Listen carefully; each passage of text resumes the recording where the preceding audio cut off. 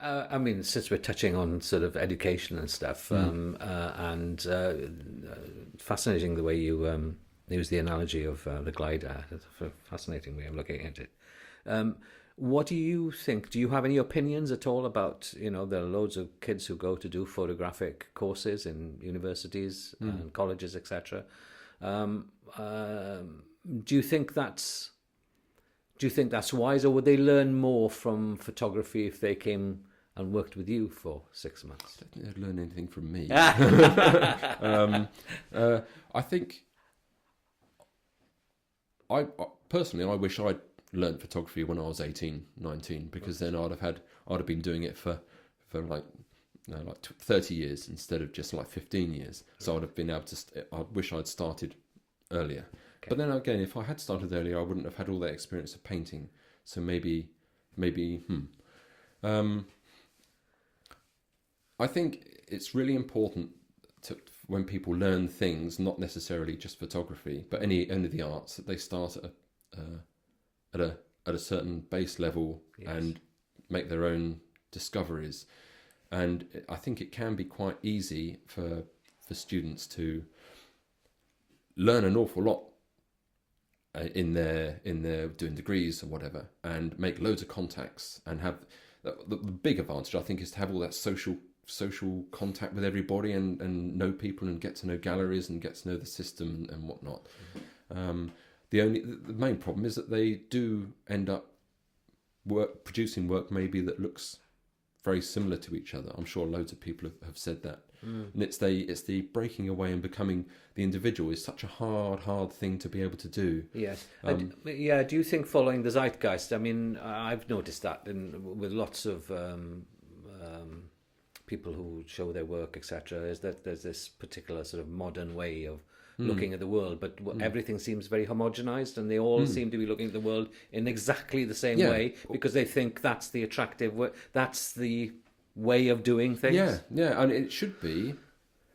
If they see something that's everyone else is doing, they should go and do something in the complete opposite. That's what I would do. Yes. If I saw everyone was doing if suddenly everyone started doing Poppit Sands pictures or Charles landscape pictures, I would instantly stop doing it, and I would want to find something that's new. That's always been quite an important thing for me, and I think it should be. You find that painters do it quite a lot. Yes. They look for their sort of unique voice, but then once again, there's still so many copyist painters as well. Yeah. I think people underestimate how difficult it is to branch away from what is expected maybe of them, what is expected of the lecturers, and to be brave enough to do something that's not just different, because you can go and do something different any time of the day. I could spray one of my pictures with mayonnaise and I could class it as being different, but it has to be different and good. That's the thing. Yes. And so being different and rubbish is not. Where do you draw? I mean, you do a lot of thinking. I know you. Obviously, you do a lot of thinking about your work, and how it's that's become obvious in the stuff you show as well, because you can see a progression, and you can see there's a lot of thought gone into what you do. Where do you draw inspiration from? Is it just from your own head and from your own gut feeling and your own heart? Yeah, you're right yourself, I think. Okay. I would have said the beach before. I would have said I get all my inspiration from the beach, but it's not the beach. I get the inspiration from ideas I've got from the beach, and so it's not. I'm not getting inspiration from the outside world. I'm getting inspiration from how I've reacted from the outside world. And it's strange.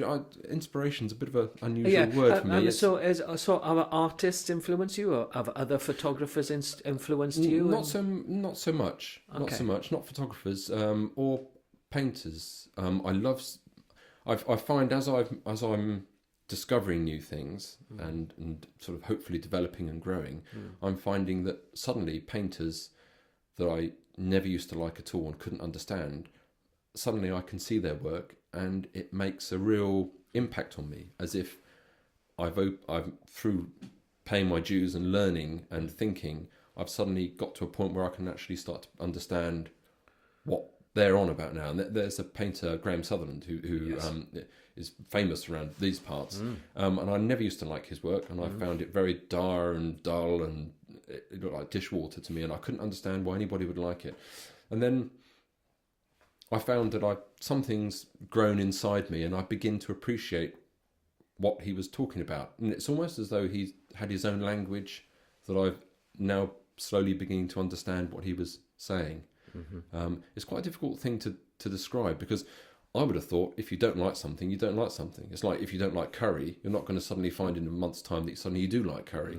But it's something that's clicked in, and it's almost like I'm beginning to understand what he was trying to say, and appreciate what he's trying to say, and really enjoy it in a very nourishing way. That might sound strange as well, but when I look at a piece of art or a painting that I love, it just feels wholesome and good. That's probably not the most eloquent way of putting it, but it's it's an unusual sensation for me to look at work that I didn't used to like and then understand what everyone's going on about. It's all part of the growing side of it. Do you share your ideas before with anybody else? Or I don't other have anyone to photographers? share ideas. I find it very. I'm sure lots of photographers you've spoken to. I find it very isolated, and that's one of the things I like about living where we live, is that I am isolated, and I think a lot of them don't.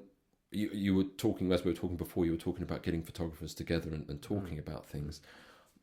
I just, personally, I find it difficult to share. It's strange, isn't it? I want my ideas to come from me.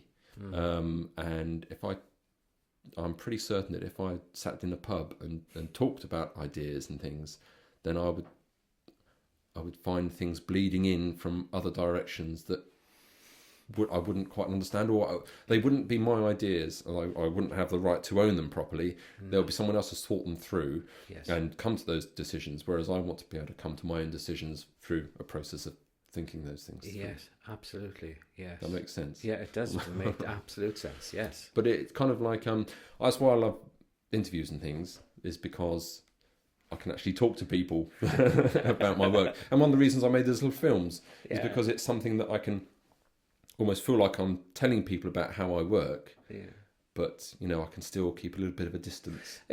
Jumping back, it was something you said earlier about your archive and the way you'd like to have a timeline of your archive and be able to.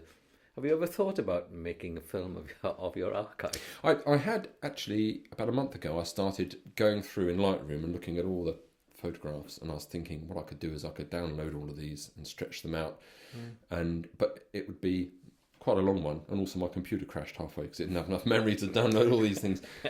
So I think, the thing is, when it comes to books and all sorts, everything is still growing, everything's still moving, and I would. Yeah, because you haven't made a book, have you? No. And published. I would, at the moment, I would rather make a book of my notes of what I do. Of my thoughts and things, because I write quite a lot down just to make it concrete in my head and make sure that I'm not going totally mad. If I could think of something, I'll get it down on the iPad.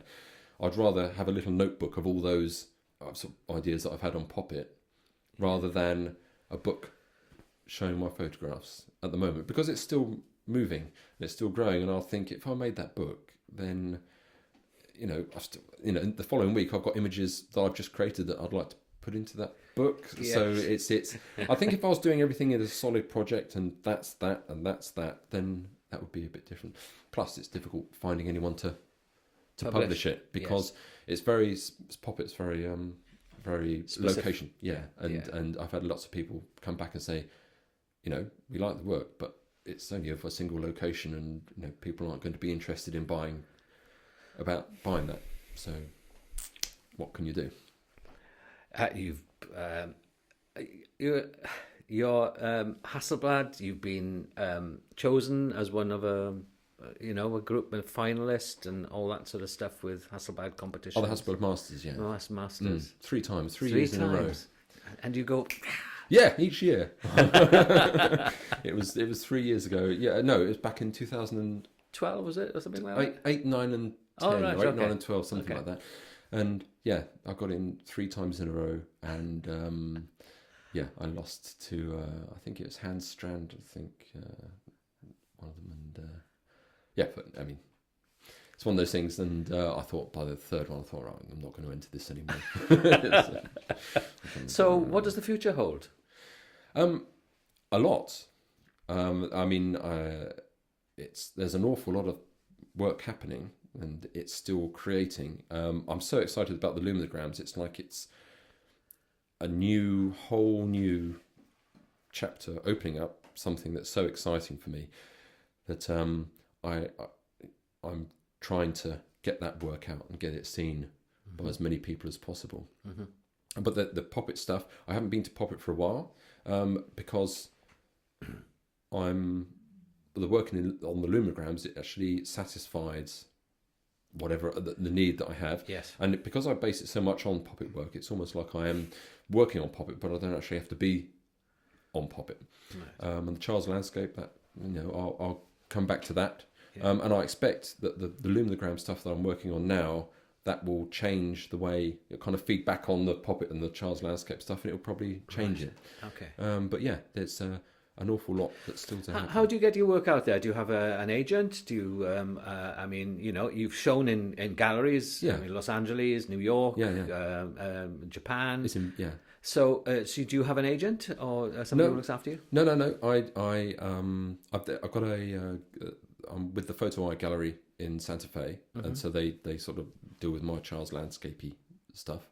The Poppit Sands, I've been in with Poppit Sands in sort of numerous galleries, but I'm sort of, it's more of social media. I find is the thing that sells it, and where I get most sales from is through people seeing it through social media. And there seems to be a serious lack of galleries in this country, not in Wales, in the UK. Yeah, it is, and it's so much better in America. There's so much more going on in America. Photography is looked in such a different way. Yeah. If you look at all the grants and the ideas and the competitions and the open spaces and that are available, I just wish that we would have that. I just wish that we would respect photography in this country quite the same way that they do over there. Yes, I mean, you've recently shown in St. David's. Was sort of reaction good from St. David's people? Brilliant. Yeah, I got onto the BBC and bits and pieces like that. Yeah, and they liked it. Especially the one that said you can't dance or something in their comments. But I'll find out who that is. But the reaction was good. I'm so glad that I managed to show it in Wales, because I haven't been able to show it anywhere else in Wales. That is a great shame, actually. It is, and I think there's so many photographers in Wales, but there doesn't seem to be, I might be ignorant on this subject, but there doesn't seem to be a core, solid, like a single photo gallery or a gallery that has a big prestige, that is government backed or something that's got the funding. I know there are smaller galleries that do a great job showing things, but I think it needs something in Cardiff somewhere that is the photographer's gallery. It needs someone like photography needs a hero, I think. Someone who does it out of passion, but also can invest their time. Because I find a lot of photographers, me included, are so inward with what they're doing, as they just don't have the time to, or they're not prepared to sacrifice the time that they could be creating with the time of curating. Something like Alistair Cook, I mean, what he did at getting people together and producing that. I think that's what would be great if there was someone in Cardiff and there was a location that there was a respected venue, and people could show their work and sell their work for not £50, but a proper amount that same that paintings get. Yes. It needs that elevation. It does. and whether I'm sure it would just take one person who has the real passion, who does it full time, who could contact people and bring people to get their work in the gallery, and then it's the general public's opinion. I think people don't value maybe photography as much as they do paintings. Yeah, that's an interesting area, really, isn't it? Because I mean, this is photography art, is art photography. Do you know what I mean? It's an endless argument. It'll go on ad infinitum, I guess. What do you regard yourself as? Do you regard yourself as a photographer or an artist? What are you? Oh, I used to think of myself as a photographer, but now I started doing the Luminograms. I don't use a camera, and I don't use lens, or I don't use film, so I find it a bit difficult how to equate that with being a photographer. Even though I use darkroom equipment, it's difficult. You could call yourself a visual artist or something like that. But there's the thing, if you start calling yourself an artist, people start thinking you're a bit of a ponce, and it's that you're highfalutin because you're an artist. But it's the truth, and I don't think people should be afraid of calling themselves what they really feel that they are. Because photography, I think, is, for a lot of people, can be a very exciting medium to use to get their artistic ideas out, but they also should be prepared to try finding other mediums that they can blend maybe with photography, or try other things. And I think it's great when you see photographers doing woodcuts and all sorts of funny things, because at the end of the day, if they spend a lot of time doing those things, I'm sure it will make them look at doing their photography in a slightly different way. So I think there's too much of a distinction between art and photography, and I think if artists regarded themselves as if photographers regarded themselves as artists more, then I think it should all be sort of meshed together. And there should be galleries that show photography and paintings. And there shouldn't be just plain photography galleries. There should be, because you get sculpture along with paintings, and other types of art along with paintings. So it should be in that level. So it's sort of educating people to be prepared to value photography enough, and then be prepared to pay for photography enough, so that the galleries will become interested in buying or selling photography, because they know they can make money out of it, and it suddenly starts rising in sort of everyone's interest and in standing. I think. Okay. But it's the whole of the UK is just not. It's London is fantastic. They sell sort of prints for loads of money, because there are people there that collect them and whatnot. But I can't think of anywhere else. I mean, once again, I might be ignorant on this, but there are probably other dotted around the UK. But if you do a gallery search in the States of photography galleries, or galleries that sell both photography and paintings, thousands of them. Each place has got dozens and dozens of well-respected galleries that sell photographs for $1,000 or something like that, and people are prepared to expend it because they see a photograph as part of their culture, and they love it. Yeah, it's part of the culture, isn't it? It is. Yeah. Film, celluloid is part of their culture. They're really good at it. Yeah, all the way back to the American Civil War, they've got a real root, and they really appreciate it. Yeah, and they love it, and that just doesn't seem to be in the UK. They don't seem to have that, and whether it's possible to get people to really appreciate photography, or maybe it is. Maybe it's getting better.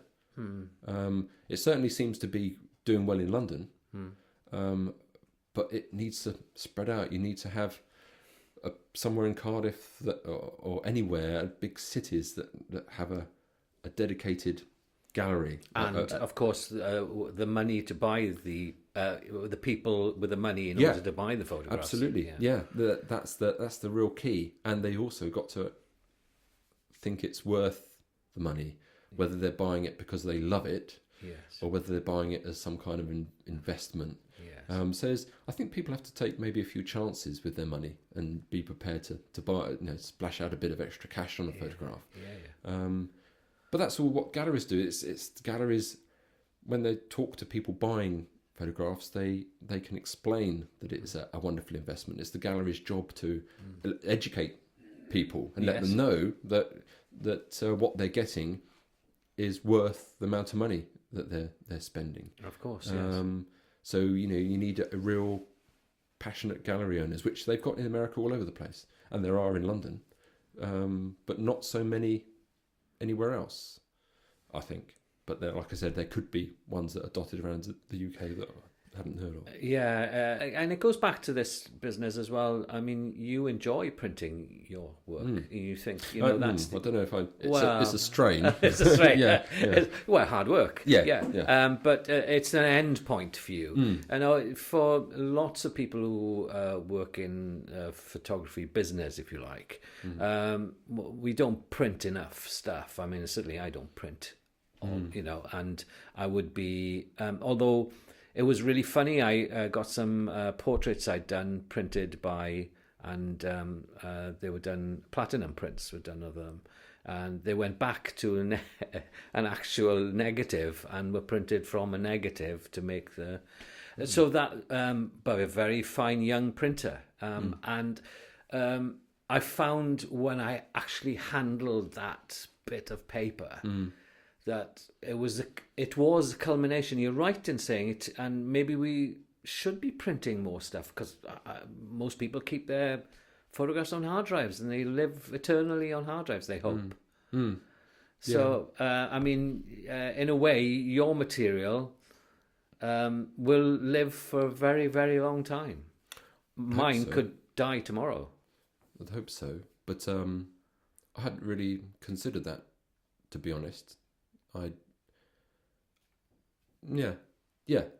mean, you've got to get the photograph out to printed to have it on the wall, and yes. I personally think that the photograph needs to be on a wall rather than on a hard drive. On a hard drive, or even in a book. I know everyone loves photo books, but I find some of them.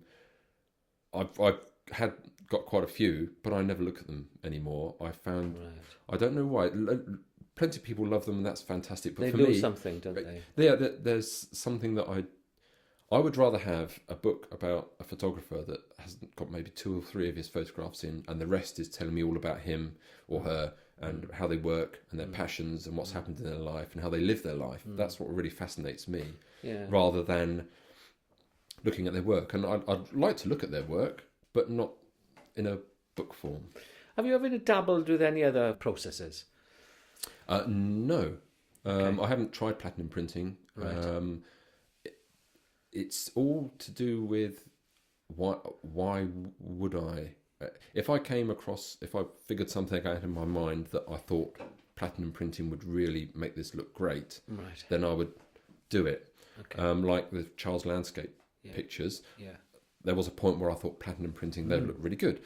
But then I started printing them on inkjet, and I know a lot of people dislike inkjets, but I find that they're just another way of getting a result. And also, I mean, I think people dislike them because they're new and modern and whatever, but I just think in like 30 years' time, they're not going to be any left. There'll be another process, and suddenly inkjet printing will be very sort of obscure. No one will be printing them because they won't be making any parts to for these machines, and they'll all be knackered. And so I kind of think inkjet printing is just as valid for if it gives you the results that you want. Okay. I think anything is valid as long as it gives you the results you want. So you could shoot through you could hollow out a melon and make a camera out of that. That would be just as valid for me, as long as whoever's doing it thinks it's so. I may, if I can find or I come across in my thinking something that platinum printing would bring to it that is new, that I hadn't seen anyone else do before, then definitely I would sort of go into that way of printing, or any other process really. It doesn't, anything is open. It's all up for grabs, as long as it gets the result you want. Then I think that's the important thing. When did you first show? What was your first show, and how did you go about the show in a gallery? Well, that was in Cardigan, and that was the first gallery I'd gotten into, because I had, I dived headfirst into this landscape photographer thing. I thought, I'll become a landscape photographer. And like I said before, I visited all the local places, and within a month, I went to this gallery in Cardigan, and they said, "Yeah, we'll take your work." And I thought, "Oh, this is easy. You just need to get into a gallery, no problem at all." And then within a year, I'd been photographing Poppit for a year. I went to the prints were selling, and so I went to the gallery owner, and he was enthusiastic. He said, "Yeah, why don't we have an exhibition of just Poppit work?" So brilliant. And at that point, I was printing all my prints big and through an inkjet printer. There's no silver gelatin at all. At that point, I hadn't even considered printing them in any other way. So I said, that was great, and we organised it and got it. I must have printed about 30 of these things. I went big style into it, and great big frames, and we got lined up the whole place, and everyone came around and had a meal, and everyone this, that, and the other. And I think I sold one print.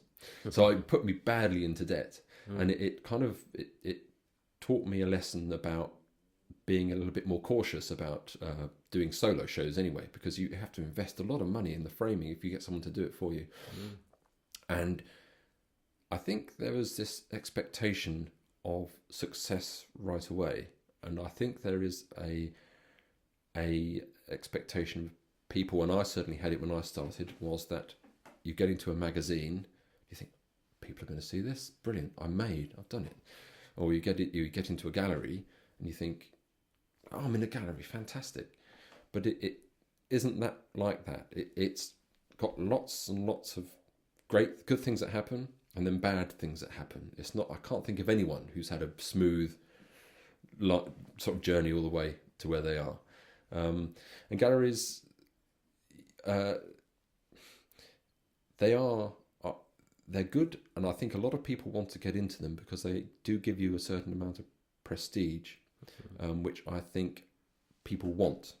They love the idea of, and maybe they need for their own self-esteem, possibly. It certainly helped me to get into a gallery, because there's someone basically standing there saying, we like your work so much that we're prepared to invest time and effort into selling it because we think it's going to sell and we're going to make money and you're going to make money. Yeah, so did you have to hawk your work to different galleries, or did you choose specific galleries that you wanted to show? I went to that gallery in Cardigan once, and they looked at my work and said, yeah, okay. Yeah, we'll have it. But what about more prestigious galleries, for example, in London? No, what happened is I won a competition that they were running, and they said, yeah, we'll take you for that. Yes, I know. So it was... it's a kind of a different type of thing. But that time I spent in London was such an eye-opener because how things work in London and the difference in money that's available in London and the way they do things.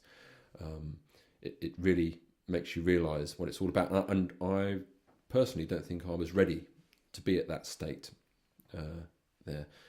And the art market, I've read a blog some time ago, and someone was describing the art market, and he was saying it was like this great glass dome, and inside the glass dome you've got gallery owners and people who are already with the gallery and collectors and museum curators, whatever. They're all in there having a great time with champagne and laughing a lot, and then outside is all of the photographers and artists peering in.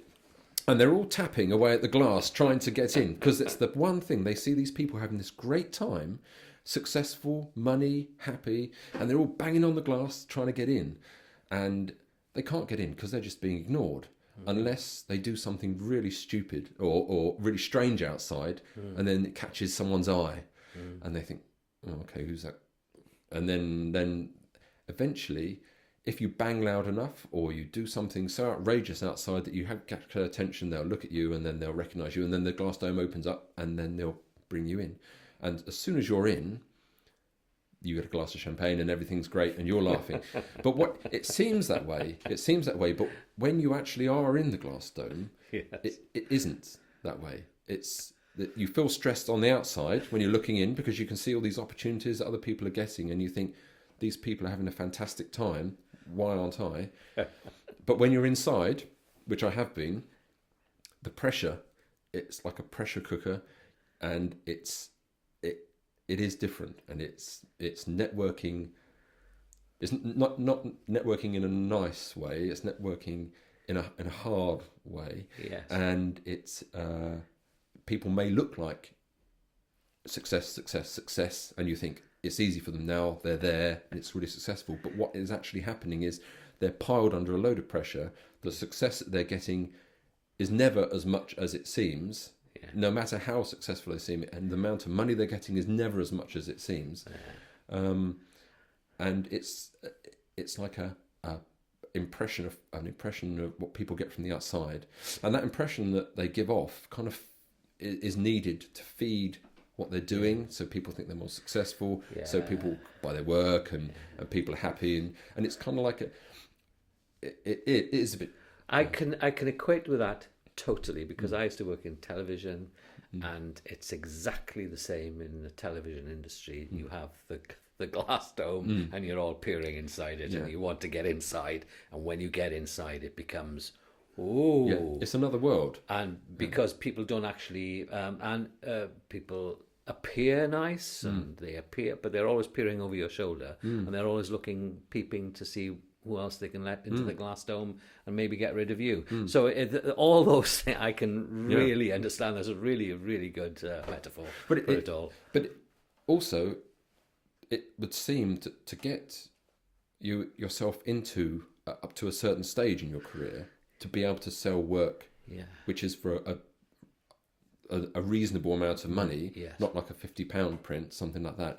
You have to partake in that. You can't.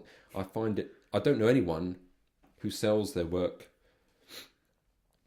who's on the outside, who sells their work for a good amount of money, who's on the outside of the dome. They have to have some kind of, they've either been in there, or they've done something, or they've played the game. And also, I think that... Are you a good game player? No, I'm awful. I'm absolutely awful. But it's...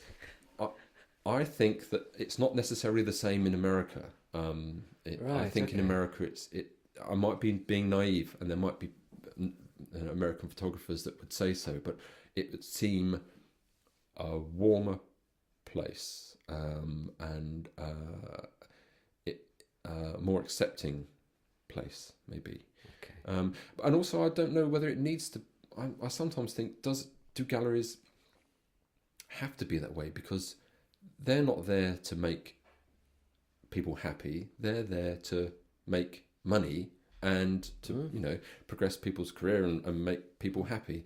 And are they a necessary line in filtering out all the rubbish? Because they are only going to take on what they think they can sell.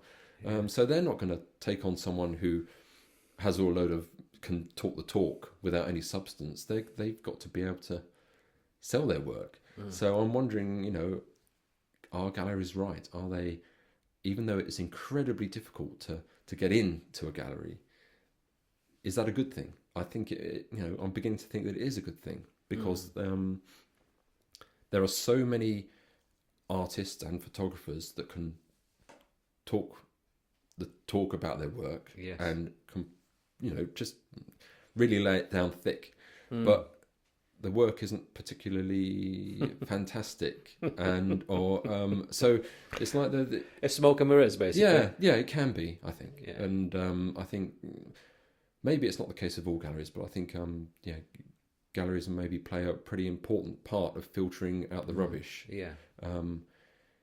It's just, if we had more of them, and I think I think the key would be, if we had more galleries, then there'll be more people being accepted. And, marketing work and selling work. Obviously, the web and social media is crucial, I guess. How crucial is it for you, and to create income, I guess? When I started, I felt very strongly that you had to have a gallery. You had to get a gallery, and they would progress your career. And I think if you wanted to get to a certain level, galleries are, they are essential. No matter how difficult it is, and how people say they can sell their work online and get a good price for it, I think the prestige the gallery gives you, and the fact that they can they have the contacts to the right people, and they can explain things to these people. I think if you want to get to a certain level, you have to have a gallery behind you, no matter how difficult it is. But I think the selling online, for me, it's been very important. I didn't used to like or want to sell anything online because I kind of thought it was giving up. You kind of feel that if you start doing that, you put yourself in a great big melting pot of every Tom, Dick and Harry that's selling their prints for £50, which you don't really want to do, because a lot of selling your work or having a status is how people see you on the outside world. And you have to show that you're serious. You're not messing around with this. You're not just doing it at the weekends. You're sacrificing things, not just for yourself, but for your family. I mean, you're not having a big enough income to go on lovely holidays and things. It's not just you that's giving things up. It's everybody else that is in your life. So you have to kind of not portray yourself as an amateur, just doing it for the weekends and getting them printed off. But I found online, especially things like Facebook, because when you do posts on Facebook, you can actually write, and I do this quite a lot, is write things down, how you're thinking, your process, what you're doing. It's not just a selling of a product. You become part of someone's outside people's lives. You describe how you're doing it and what's doing it, and your passion comes through, hopefully. And people, you post a picture up, and I've had people on Twitter as well. I've posted a picture up, and within minutes, someone's contacted me and said, "Yeah, I want that. I'll have that." And that kind of money coming in helps, especially when you've got a process like Luminograms that I'm just wasting tons and tons of paper, because it's such a sort of experimental process. Of course, yes. And I'm still sort of like, I've only been doing it for a year, so I'm still making mistakes as I go along and developing it. I just get through tons and tons of paper. So selling online was something that I thought was a backward step if you wanted to be in a gallery. But I'm beginning to feel that as long as it's sold without the crap that the self-promoting crap, if you do it in with a bit of humility and a bit of honesty and truth, then people will accept that and understand that they're buying a piece of your life. They're not just buying something you whacked out over the weekend. So it's got to go. I cannot stick websites and people that oversell themselves. I find it really difficult to stomach. Yes. And I find I'm quite an easygoing bloke, and I don't really dislike people, but I find it really grates with me when someone classes themselves as like the UK's greatest landscape photographer or something, when it's so obvious that they're not. And it's not the same, not just photographers, it's painters as well. When I see that they class themselves as the greatest so and so. So yeah, I think online sales is if you're doing it honestly and truthfully, and you can do it alongside your sort of moving towards trying to find a gallery. And I think galleries also, if they look at your site and they see that you're selling work in an honest way, they'll see that you're actually producing work that people are interested in. So that's not a bad thing at all, I don't think. Cool. Does a sketchbook play a part in your everyday camera bag? No. It does. It used to when I do the child's landscape ones. It became very important, because when you're sort of creating something out of that you want to look like reality, you have to follow rules that are based on reality. And I spent quite a long time going up and sketching rock faces and whatever, solely so you get the horizon in the right place and bits and pieces, because if you get that wrong, then it's never going to look right. And the cliffs around the Pembrokeshire coast are incredible and inspiring. So and I like drawing as well. I like sketching, and I like the fact that it forces you to look and look again and look again and look harder again. And that's the kind of like a process that I like to do when I do my photography. I suppose, from my point of view, as a viewer of your work, I don't need an explanation to your work, and you don't explain your work. You just say, "Pop it." Is that a conscious choice? Have you thought about naming your photographs or giving them? No, I always found. Well, I was talking to a gallery owner about this, and the names just came out and they sounded so cheesy and they're just awful. And I'd never even considered it. I think that when you look at a picture, you've got to kind of see the image, and it's almost as if, for my Poppit work anyway, it's almost as if whoever's taking the photograph is standing next to you and is pointing out the reasons why you took that photograph. And for me personally, I find with an image there's certain points of interest that I could point at and say, for me, the reason I took that photograph was this line here, that line there, the way those two textures match. And it's I would like it to be that if someone looked at a Poppit Sands image, they would be able to look at that image and see as if I was talking to them and telling them those are the reasons. And I think if someone can, and I find when I look at someone's work and I see, and I enjoy looking at it, and I can see particular points that I find exciting that all mesh together to make a lovely solid composition, I find I have a connection with that person. It's almost like you're thinking in the same way. You have some kind of mind, even though they might be dead. You feel like you're thinking in the same way that they were thinking. So you have a connection with them. You understand why they did what they did. And I think as soon as you get that connection, then you warm to the piece much more. Yes. I would have thought it to have one of my images and then have a bit of writing about why, what it is about, and I would first of all find that quite difficult to write down, and secondly, I wouldn't think you'd really need it. Yeah, because what I see, I mean, some of your images are like sinews of the earth, really. It's like a dissection of the body of the earth. Yeah.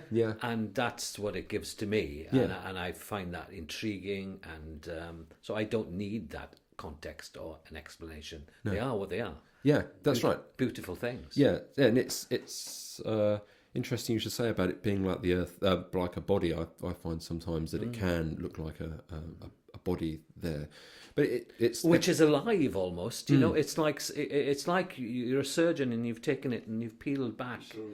Visceral. Yeah. Well, it's very much like walking on the beach. I think I've said this before. It's like being on a massive Jackson Pollock painting, and you're holding an empty picture frame, and you're walking around trying to frame these tiny little snippets of composition and lines together. And it can be very much like I think I can condense it down to lines and circles. It's all down to lines and circles, and everything. If you forget about the detail, if you get the lines and circles and the composition right in that frame that you're holding, then if it's got extra detail, then brilliant. Yeah, and then if everything else happens, then fantastic. Yeah. But it's the getting those points right. But I don't really think about it when I'm taking it. It just kind of clicks and you see it. And it's a very quick thing. You set the tripod up, look, click, and then I never take a second shot of the same thing. It's always just one that's done right. I'll go somewhere else. So I would much rather explain the images in either an interview form or in writing form than explain each individual one. I'd never even considered that. It's strange. It doesn't seem to come into my way of thinking for some reason. Obviously it does for lots of other people, but not for me. Interesting. Just one more question for you. How do your kids react to your photographs of islands? They're not interested at all. They're much more interested in the Poppit pictures. Right. Yeah, they love the St David's exhibition. Yeah. They like those very much. Yeah. But the child's landscape ones, they're not. No, they're not. I think because with the child's mind, they think it up all themselves in their head. It's kind of like a child's landscape is for adults to think I've forgotten to think like yeah. to children, whereas the kids, their imagination is on fire all the time, and they make this stuff up. Anyway, out of absolutely everything in the house, it's sort of like something new or can be changed or can be warped in some way that to suit their excited enthusiasm about everything. Fantastic. Well, more power to your elbow, Mike. I hope I look forward to seeing more experimental work from you. You most definitely will. Yeah. Cool.